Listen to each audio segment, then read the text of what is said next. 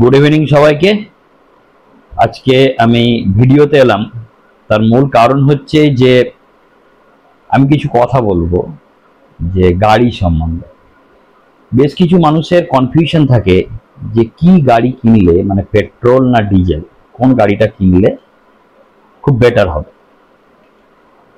Petrol গাড়ি বা diesel গাড়ি, যে গাড়িটাই আপনি কিনুন না কেন, দুটোই ভালো। খারাপ ভালো গাড়ি বা ভালো গাড়ি বলে কিছু হয় না। এখন মুশকিলটা হচ্ছে যে ম্যাক্সিমাম মানুষ বুঝতে পারে না যে কোন গাড়িটা কিনলে তার জন্য ভালো হবে। আসলে পেট্রোল গাড়ি বা ডিজেল গাড়ি এই দুটোর মধ্যে মূল পার্থক্য যেটা, সেটা হচ্ছে ইঞ্জিনের। পেট্রোল গাড়ি লং টাইম যদি আপনি ইঞ্জিনকে স্টার্ট না করেন বা ইঞ্জিন যদি দীর্ঘ সময় ধরে নাও চলে, তাহলে পেট্রোল গাড়ির ইঞ্জিনের মধ্যে তেমন কোনো বিশেষ সমস্যা তৈরি হয় না। কিন্তু ডিজেল গাড়ির ইঞ্জিনটা এই টেকনোলজিতে তৈরি করা থাকে যে ডিজেল গাড়ির ইঞ্জিনের যদি লং টাইমে স্টার্ট না হয় বা লং টাইম ধরে যদি গাড়িটাকে স্টার্ট করা না হয় বা ইউজ করা না হয়, তাহলে ইঞ্জিনের মধ্যে ডিজেলের কার্বনগুলো জমে যায়, ব্যাটারিটা ড্যামেজ হয়ে যায়, এরকম অনেক সমস্যা তৈরি হতে থাকে। এখন আপনার যদি গাড়ি প্রত্যেক দিন বেরোয় বা সপ্তাহে অন্তত দুদিন করেও বেরোয় এবং অন্তত 10-15 কিলোমিটার করেও চলে বা 20 কিলোমিটারও চলে, তাহলে আপনার ডিজেল গাড়ি কিনলে কোনো অসুবিধা বিশেষ হবে না। কারণ BS6 ইঞ্জিনে তেমন টেকনোলজি তৈরি করা আছে যে তাতে কোনো বিশেষ অসুবিধা হয় না। ইভেন ডিজেলের দামটাও অনেক কম, 92 টাকা লিটার এই মুহূর্তে আমাদের পশ্চিমবঙ্গে। সেই জন্য আপনার গাড়িতে ফুয়েল খরচা যেটা হবে সেটাও অনেকটা কম হবেই বলা যায়। কিন্তু তার জন্য একটাই কন্ডিশন, এই গাড়িটাকে সপ্তাহে অন্তত 2 দিন বা 3 দিন আপনাকে বার করতে হবে। যদি বার করার সময় না পান, অন্তত 10 মিনিট করে তাকে স্টার্ট দিয়ে রাখতে হবে এবং গাড়িটাকে 2000 RPM এর উপরে ইঞ্জিনটাকে আপনাকে স্টার্ট করে রাখতে হবে। কিন্তু আপনি যদি বলেন যে না, আমি ডিজেল গাড়ি নেবো না, আমি পেট্রোল গাড়ি নেবো, পেট্রোল গাড়ির আপনি একটা অ্যাডভান্টেজ কি পাবেন যে আপনি যদি লং টাইম 6 মাসে যদি স্টার্ট না করেন, তারপরেও হয়তো 2-1 বার স্টার্টে এই চেষ্টাতেই স্টার্ট হয়ে যাবে সেটা। কিন্তু পেট্রোল গাড়ির ক্ষেত্রে একটা অসুবিধা যেটা, প্রথম হচ্ছে তো ফুয়েলের একটা বড় ব্যাপার, ফুয়েলের দামটা তো প্রায় 10 টাকা বেশি আমাদের রাজ্যে। তার থেকেও বড় ব্যাপার যেটা, সেটা হচ্ছে যে পেট্রোল গাড়ির যে ইঞ্জিনের টর্ক মানে পাওয়ার, সেটা ডিজেল গাড়ির থেকে কিন্তু অনেকটাই কম হয়। আপনি একই সিসির ইঞ্জিন ডিজেল গাড়ি এবং পেট্রোল গাড়ি চালালে সে ফিলটা করতে পারবেন যে যেখানে পেট্রোল গাড়ি সেই ইঞ্জিনের পাওয়ারটা ডিজেল গাড়ির থেকে অনেক অংশেই কম। আমি দুটো গাড়ি চালিয়ে এক্সপিরিয়েন্স থেকে বলছি, এই মুহূর্তে আমার দুটো গাড়ি চলছে, একটা পেট্রোল একটা ডিজেল।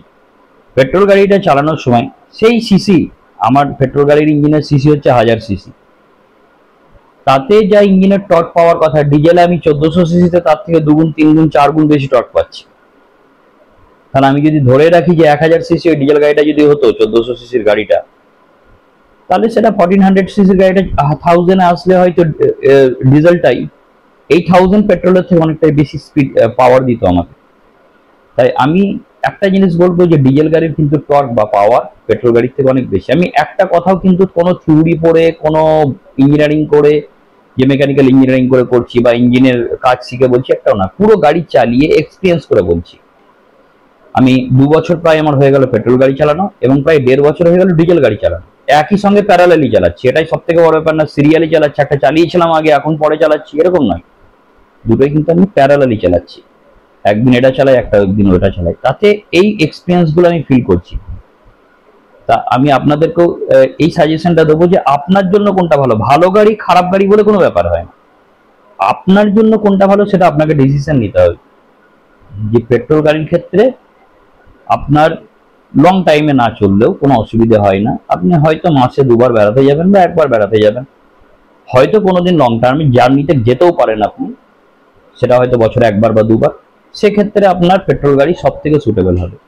কিন্তু আপনি যদি বলেন না আমি বছরে তো 1-2 বারই দূর জার্নি করবো, কিন্তু আমি প্রত্যেকদিন মোটামুটি 1 বার করে গাড়িটাকে চালাবো বা সপ্তাহে অন্তত 2 দিন এই পুরো 15-20 কিলোমিটার বা 25 কিলোমিটার মধ্যে বেড়াতে যাবোই কনফার্ম, তাহলে আপনার ডিজেল গাড়ি খুব ভালো হবে, আপনার জন্য যথেষ্ট ভালো হবে, তাতে আপনার ইকোনমিক্যালি সেভিং হবে। তো সার্ভিসের কথায় আসি, সার্ভিসের দিক থেকে কিন্তু ডিজেল গাড়ির সার্ভিস কস্টটা কিছু ক্ষেত্রে বেশি, সব জায়গায় নয়। এখানে একটা এক্সট্রা এখন এই মুহূর্তে BS6 ইঞ্জিনে হয়েছে, সেটা হচ্ছে ইউরিয়া। 10,000 কিলোমিটারে ইউরিয়া চেঞ্জ করতে হয়, যেটা পলিউশনটাকে সেভ করার জন্য হয়। পেট্রোল গাড়িতে ওই ঝামেলাটা বা ওই কস্টটা কিন্তু হয় না। ফুয়েলের দামের তো একটা ব্যাপার আছে। ডিজেল গাড়ির কিছু ক্ষেত্রে মেনটেনেন্স হয়তো ইন ফিউচার, আমি এখনো বুঝিনি, তবে ইন ফিউচারে হয়তো অনেকেই বলছে যে পার্টসের ক্ষেত্রে খুব তাড়াতাড়ি পেট্রোল গাড়ি থেকে তাড়াতাড়ি ক্ষয় হয় পার্টস ডিজেলের ক্ষেত্রে। হয়তো ইন ফিউচারে আমাকে সেই সমস্যার সম্মুখীন হতে হবে ডিজেল গাড়ি নিয়ে, পেট্রোলে সেই সমস্যাটা থাকে না। তো যাই হোক, এখন আপনি দেখুন আপনার রিকোয়ারমেন্ট কি, সেই হিসাবে আপনি পেট্রোল গাড়ি নেবেন না ডিজেল গাড়ি নেবেন সেটা সেট করুন। আমি একটা অ্যাডভাইস দেবো যে যখনই কিনবেন না কেন, যে গাড়িটা কিনবেন না কেন, তার রিভিউটা খুব ভালো করে, কারেন্ট মডেলের রিভিউটাকে খুব ভালো করে ইউটিউবে দেখে নেন, তারপরেই কিনুন। কারণ কেনার পরে কিন্তু সেই গাড়ি আর এক্সচেঞ্জ করতে গেলে অনেক লস হয়ে যায়। তাই দয়া করে ওটার আগে ইউটিউবে রিভিউটা দেখুন যে গাড়িটা সম্বন্ধে কি বলছে, বাকি ইউজাররা অনেক রিভিউ পেয়ে যাবেন সেই গাড়ির মডেল দিয়ে সার্চ করলে, সেটা দেখে তবেই সেই গাড়িটাকে কিনুন। ওকে, থ্যাংক ইউ।